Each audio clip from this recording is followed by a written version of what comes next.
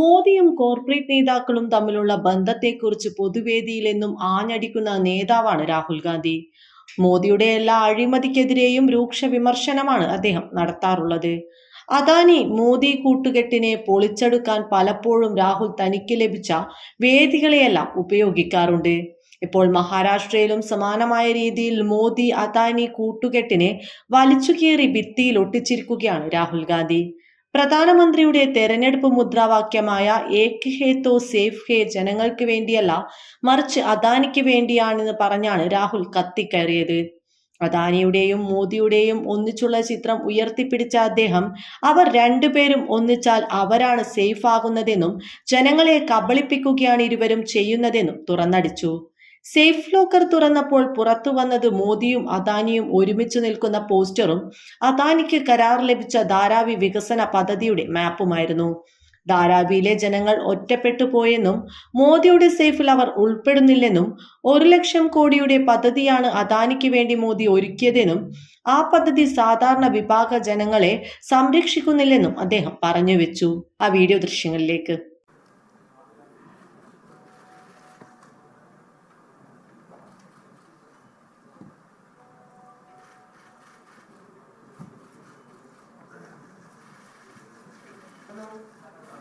How's everyone?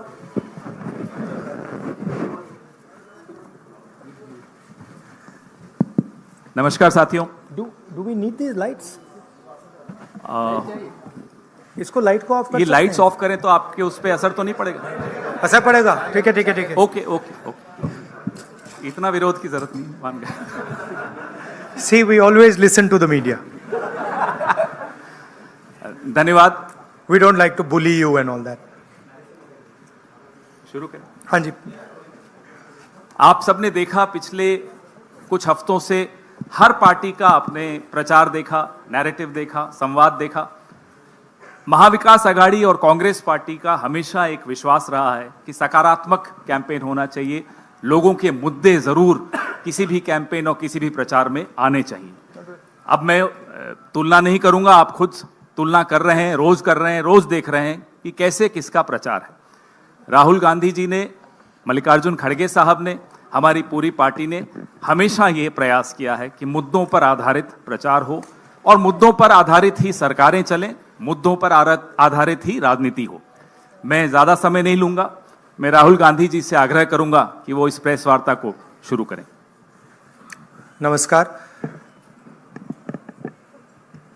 I'd like to welcome all of you here. Maharashtra का जो चुनाव है विचारधारा का चुनाव है और 1-2 अरबपति और गरीबों के बीच में चुनाव है। अरबपति चाहते हैं कि मुंबई की जमीन उनके हाथ चले जाए। एस्टिमेट है 1 लाख करोड़ का एस्टिमेट है। 1 अरबपति को 1 लाख करोड़ रुपए देने की बात है।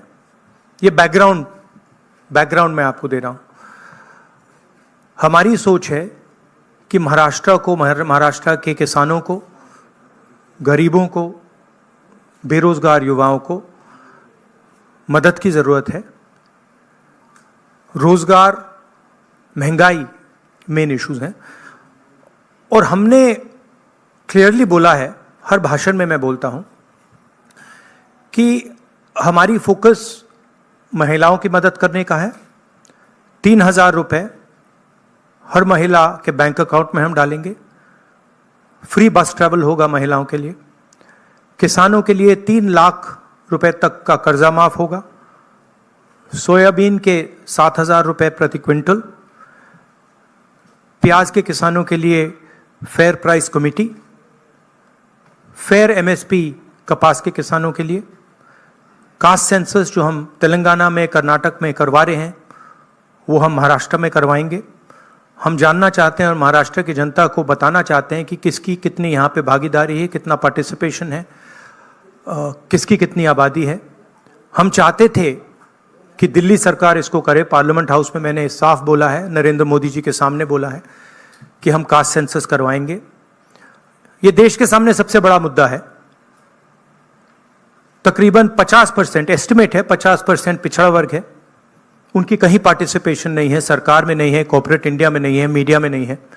15% दलित हैं, 8% आदिवासी हैं, उनकी भी कोई पार्टिसिपेशन नहीं है। तो कास्ट सेंसस सेंट्रल पिलर है हमारी स्ट्रेटजी का। हमने पार्लियामेंट हाउस में मैंने कहा है 50% रिजर्वेशन की दीवार भी हम तोड़ देंगे, वो भी प्रधानमंत्री करना नहीं चाहते हैं। हेल्थ इंश्योरेंस का हमारा यहाँ एक स्कीम है जो राजस्थान में बहुत सक्सेसफुल था। 25 लाख रुपए का स्वास्थ्य बीमा गरीब लोगों को, किसानों को, मजदूरों को, बेरोजगार युवाओं को ऑपरेशन की ज़रूरत हो, दवाई की ज़रूरत हो, MRI की ज़रूरत हो, जो भी मेडिकल फैसिलिटीज़ की ज़रूरत हो, 25 लाख रुपए तक की फैसिलिटी हमारी सरकार प्रोवाइड करेगी। और फाइनल जो युवा हैं, जो नरेंद्र मोदी जी की पॉलिसीज़ ने, नोटबंदी ने, GST ने जिनको बेरोजगार किया है, उनके लिए अनएम्प्लॉयमेंट अलाउंस 4,000 रुपए का मंथली, और 2.5 लाख जो सरकारी नौकरियां हैं उनको हम कमिट कर रहे हैं कि उनको हम आपके हवाले करेंगे। तो ये हमारा प्रोग्राम है। मेन इशू वही है, एक तरफ अदानी जी खड़े हैं, धारावी पे निशाना है, महाराष्ट्र की जो धन है उस पर निशाना है, मुंबई के नेचर को चेंज करने का लक्ष्य है, और दूसरी तरफ हमारे किसान, मजदूर, युवा जो एस्पायर कर रहे हैं, जो सपना देख रहे हैं, जिनका सपना हर रोज महाराष्ट्र की सरकार तोड़ रही है। तो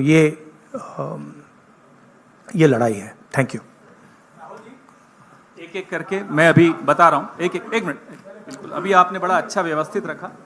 इससे पहले आप सवाल शुरू करें, राहुल जी से मैं आग्रह करूंगा कि आपके सामने कुछ और भी कुछ ऐसा दिखाएं। एक सेकंड, वो क्या था? व्हाट वाज द नारा दैट मोदी जी गेव? क्या है? एक है तो सेफ है। हाँ, यस, दैट वाज। ये देखिए, इधर लाइए भैया इसको।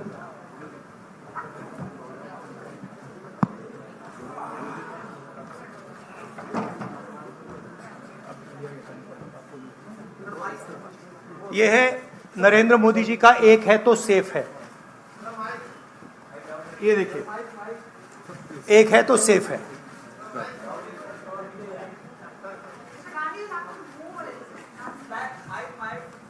ओ, इट्स हेवी। ये इसमें एक है तो सेफ है, ये नरेंद्र मोदी जी की महाराष्ट्र सरकार की स्ट्रेटजी है। हम आपको ये दिखाना चाह रहे हैं।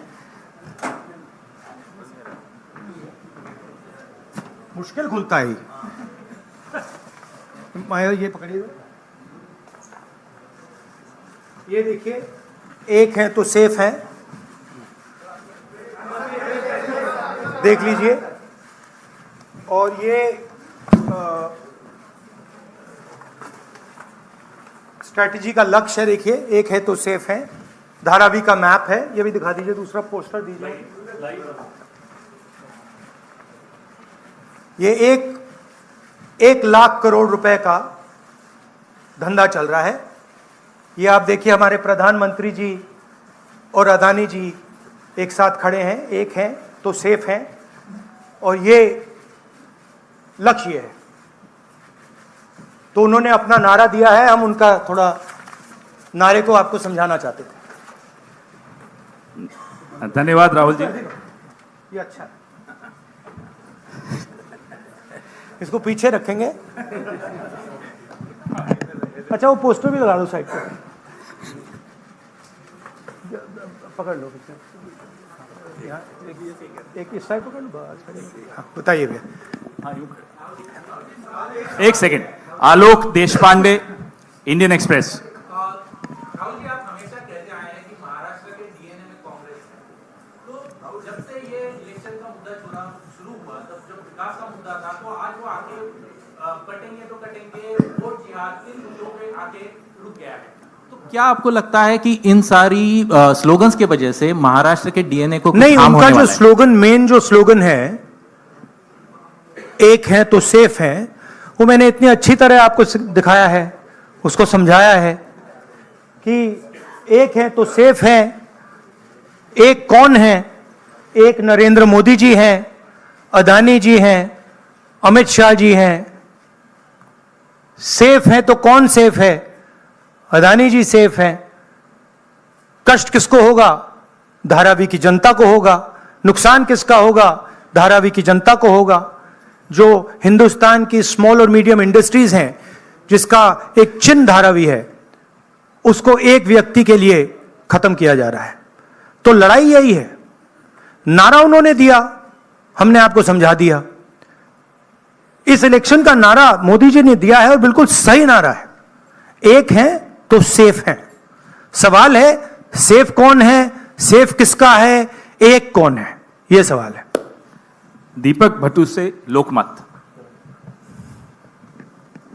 राहुल जी, आज मार्केट में किसानों को सोयाबीन का 4,000 रुपया करीबन रेट मिल रहा है। एमएसपी है 4,830 रुपया।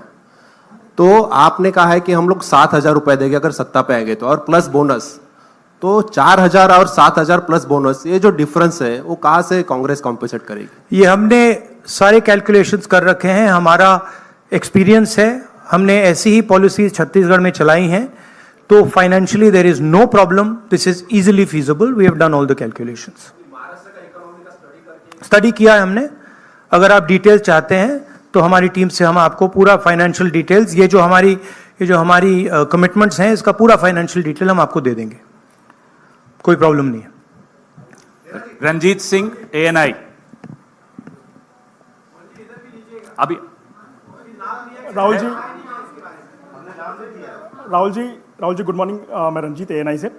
आप चूंकि काफ़ी केंद्रित है धारावी के मुद्दे को लेकर के, तो मैं सवाल करना चाहूँगा कि 2005 से धारावी में कोई डेवलपमेंट हुआ नहीं है, रीडेवलपमेंट के नाम पे अगर हम बात करें तो अब जो योजना वहाँ चल रही है, आप चूंकि कह रहे हैं कि बिलियनियर को लखपति बनाने की कोशिश है, लाख करोड़ का उनका टारगेट है, तो 2005 से अब तक जो विकास नहीं हुआ है, अब अगर शुरू हुआ है, उसमें आपको कमियां नजर आती हैं, और आप सरकार आने पे बदलने की बात भी की है महाविकास आघाड़ी ने। नहीं, विकास तो, नहीं हुआ सवाल नहीं है, रीडेवलपमेंट। हाँ, रीडेवलपमेंट। हाँ, तो उसके लिए अगर सरकार आपकी आती तो योजना बंद होगी, तो वो पुनर्विकास और लंबा नहीं किया जाएगा? 3 साल या 5 साल कम से कम लगेंगे, फिर एक बार शुरू होके और लेट। देखिए, हमारी पोजीशन बिल्कुल क्लियर है। ये जो जमीन है, जो लोग धारावी में रहते हैं उनकी जमीन है, वो उस पे सालों से रह रहे हैं, वहाँ पे वो काम करते हैं, स्मॉल और मीडियम बिजनेसेस का हब है। धारावी को कन्वर्ट करने में दूसरी भी इश्यूज हैं। मैंग्रोव्स की जो ज़मीन है वो छीनी जा रही है, यहाँ पे बाढ़ आती है, ज़्यादा आएगी, लोगों को नुकसान होगा, और पूरा का पूरा काम एक व्यक्ति की मदद करने के लिए है। That is our objection. Our objection is that it is unfair. It is being done. The entire political machinery is being twisted to help one person. We are not convinced about how the tendering process was worked out, and we are absolutely convinced that this is theft of Dharavi land, and it is being handed over to one person. इसी व्यक्ति को देश के airports दिए जा रहे हैं, इसी व्यक्ति को डिफेंस की पूरी मैन्युफैक्चरिंग की इंडस्ट्री दी जा रही है, इसी व्यक्ति को पोर्ट्स दिए जा रहे हैं, इसी व्यक्ति को धारावी दिया जा रहा है, इसी को मुंबई का एयरपोर्ट दिया जा रहा है। और मैंने यहां पे आपको क्लियरली दिखाया है कि पुराना रिश्ता है प्रधानमंत्री का। तो ये अदानी जी अपने आप नहीं कर सकते हैं। Without clear support of the prime minister of India, Dharavi cannot be taken away from the people of India. तो ये हो रहा है यहां पे, और ये चुनाव का मुद्दा है, बैकग्राउंड में है, फोरग्राउंड में है। यही मुद्दा है कि महाराष्ट्र का जो धन है वो महाराष्ट्र की जनता को मिलेगा, महाराष्ट्र के लोगों को मिलेगा, या फिर एक व्यक्ति को मिलेगा। और मैंने यहां प्रोजेक्ट्स के बारे में बोला है, मेरे पास लिस्ट है।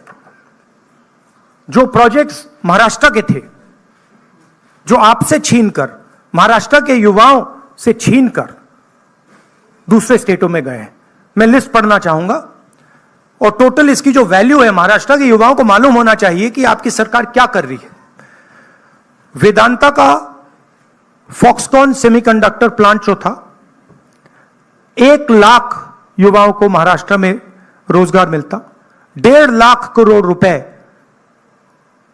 की इंडस्ट्री का प्रोजेक्ट था, यह आपसे छीन लिया गया है। टाटा एयरब्रश प्रोजेक्ट, 6000 युवाओं को हाईली टेक्निकल रोजगार मिलता। 1.8 लाख करोड़ रुपए का प्रोजेक्ट है, यह आपके हाथों से छीन लिया गया है।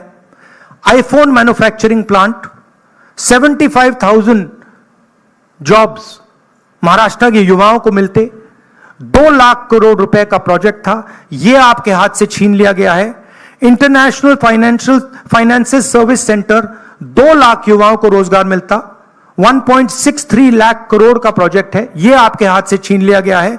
गेल पेट्रोकेमिकल प्रोजेक्ट, 60,000 करोड़ का प्रोजेक्ट है, 20,600 युवाओं को रोजगार मिलता, यह आपसे छीन लिया गया है।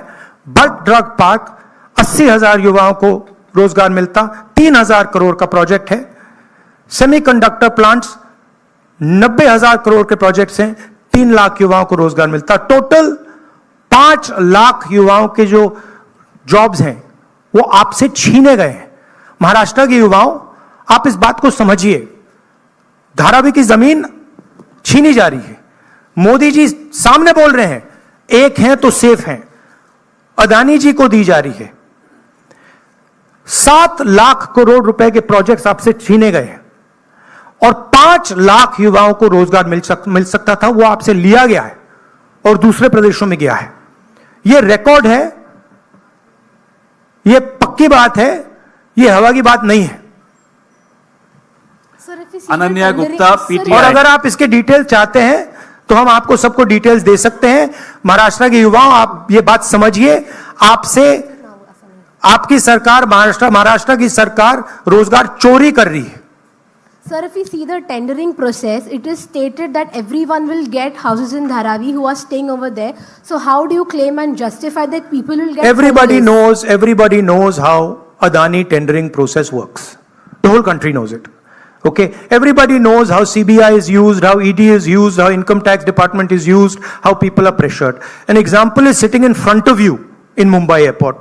It's there for everybody to see. Now, it's one thing if the media doesn't want to report it, right? But the fact of the matter is the whole country knows that Mr. Adani is fully supported by the Prime Minister, and anything that Mr. Adani wants, he gets. Sir Deepa इस कदम elections में साकाल, एक second please, अनुशासन please. Deepa कदम साकाल। धारावी का redevelopment policy कैसी होगी, इसका आपके पास counter agenda क्या है? धारावी का रिडेवलपमेंट कैसे होगा, इसका धारावी का डेवलपमेंट जो वहां के स्टेक होल्डर्स हैं उनके इंटरेस्ट को लेकर होगा। आज उनके इंटरेस्ट को परे किया जा रहा है, उनके इंटरेस्ट को निगेट किया जा रहा है, और इनके इंटरेस्ट को पूरा सपोर्ट दिया जा रहा है। और सिर्फ धारावी की बात नहीं है, दूसरी जमीन की बात है, मैंग्रोव्स की बात है, मुंबई की फ्लडिंग की बात है। तो ये सिंपल चीज नहीं है कि भाई सिर्फ धारावी जा रहा है, ये बड़ा कॉम्प्लिकेटेड डिसीजन है। और हम चाहते हैं कि जो धारावी के स्टेक होल्डर्स हैं और मुंबई की जनता का इसका फायदा हो। तो जो भी होगा स्टेक होल्डर्स से पूछकर, स्टेक होल्डर्स के पार्टिसिपेशन के साथ होगा।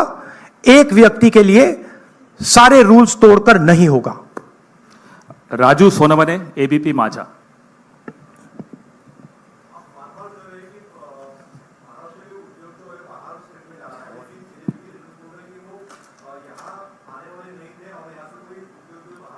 नहीं, मैंने आपको लिस्ट पढ़ के दी है। 8 प्रोजेक्ट्स मैंने आपको डिटेल करके दिए हैं, क्योंकि बीजेपी ने बात बोली है मेरे बारे में कि कौन से प्रोजेक्ट्स की बात कर रहा हूं। तो ये हैं प्रोजेक्ट्स, लिस्ट हैं। इन प्रोजेक्ट्स को आप देख लीजिए, आप स्टडी कर लीजिए। ये सारे के सारे महाराष्ट्र में आने थे, ये सारे के सारे गुजरात गए हैं, ये फैक्ट है। लास्ट और ये हर महाराष्ट्र के युवा को मालूम होना चाहिए कि आपकी जमीन अदानी जी को दी जा रही है, आपका फ्यूचर अदानी जी को दिया जा रहा है, और यहां पे जो 8 प्रोजेक्ट्स हैं जो पूरे महाराष्ट्र के युवाओं के फ्यूचर के प्रोजेक्ट्स थे, वो सब छीन कर आपसे दूसरे स्टेट में चले गए। राहुल जी अक्षय एक सेकंड, ऐसा राहुल जी ऐसे नहीं भैया एक एक करके प्लीज। एक करके, अभी वो कहीं नहीं जा Thank रहे you. जब तक आप। अक्षय मानकणी, नहीं, TV9 मराठी। राज्य में विधानसभा इलेक्शन चालू है, बट देवेंद्र फडणवीस बोल रहे हैं कि ये धर्मयुद्ध अभी खेलना पड़ेगा, क्योंकि सज्जाद तोमानी जो मुस्लिम पर्सनल लॉ बोर्ड के प्रवक्ता है, उनकी एक ऑडियो ये देखिए बीजेपी को डिस्ट्रैक्ट करने की आदत है। मैंने आपसे कहा कि मेन मुद्दा रोजगार का है, उसके बाद मैंने आपको ये 8 प्रोजेक्ट्स की लिस्ट दी, राइट, जो डिटेल कर रहे हैं कि 7 लाख करोड़ के प्रोजेक्ट्स यहां से गए और 5 लाख युवाओं को जो रोजगार मिलना था वो महाराष्ट्र की सरकार ने यहां से भेज दिए। धारावी की जमीन की बात की, 1 लाख करोड़ रुपए की वैल्यू है, महाराष्ट्र की है, मुंबई की है, मुंबई के लोगों की है, वो आपके सामने छीनी जा रही है। जो स्टेक होल्डर्स हैं उनको परे किया जा रहा है, ठीक है। किसानों को सही दाम नहीं मिलता है, बेरोजगारी बढ़ती जा रही है, महंगाई है। अब बीजेपी इन सवालों के जवाब कैसे दे? वो दे ही नहीं सकती है, तो डिस्ट्रैक्ट तो करना ही पड़ेगा, कुछ ना कुछ तो करना पड़ेगा, मगर डिस्ट्रैक्शन होगा नहीं। लास्ट क्वेश्चन साहिल जोशी। राहुल जी यहाँ पर है। भैया last question please. Rahul ji यहाँ पर है। किसको दे रहे? साहिल यहाँ पर। सर यहाँ पर सर, कल जो महाविकास आघाड़ी की रैली हुई थी, वहां पर उद्धव ठाकरे ने कहा कि अगर उनकी सरकार आएगी तो सबसे पहला काम वो ये करेंगे कि अडानी का टेंडर रद्द करेंगे। क्या आपको लगता है कि आप और शिवसेना यूबीटी इस बात पर ज्यादा पॉलिटिकली अलाइंड है, आइडियोलॉजिकली आप ज्यादा अलाइंड है? कल आपके ट्वीट का भी उन्होंने जिक्र किया था जो आपने बाला साहब ठाकरे के इस पर किया था, तो आपको लगता है कि आप दोनों ज्यादा अलाइंड है इस चीज नहीं, पर? देखिए सिंपल सी बात है, हमारी जो सरकार आएगी वो महाराष्ट्र के लोगों की इंटरेस्ट को प्रोटेक्ट करेगी।